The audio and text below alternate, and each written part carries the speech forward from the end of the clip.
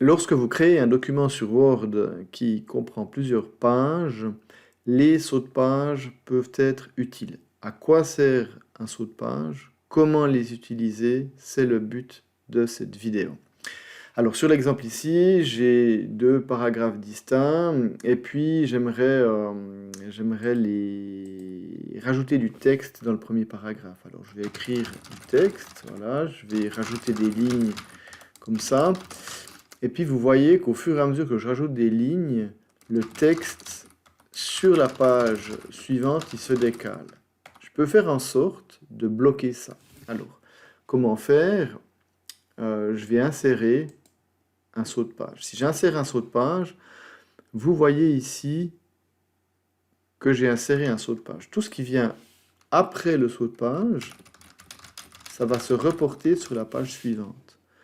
Tout ce que je vais noter avant ce saut de page, ben, ça va rester sur la même page. Vous voyez qu'au fur et à mesure que je rajoute du texte sur cette première page, il ne se passe rien sur la page suivante. Ça fonctionne aussi longtemps que j'ai de la place sur la première page. Évidemment que si je rajoute des retours à la ligne puis qu'il n'y a plus de place, ben mon saut de page va se reporter sur la page suivante. Et puis j'aurai de nouveau le même problème sur cette page. Il y aura de nouveau cette incidence sur la deuxième page. Comment enlever un saut de page? Je viens au début du saut de page. Ici, vous voyez le curseur.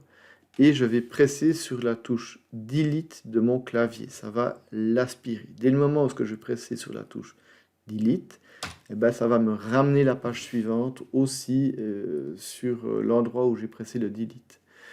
Donc je vais remettre maintenant ce saut de page. Voilà. Vous voyez que j'ai mon saut de page qui est ici.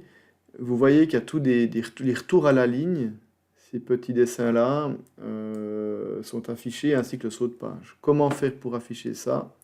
Je viens sur Accueil et je vais cliquer sur ce schéma ici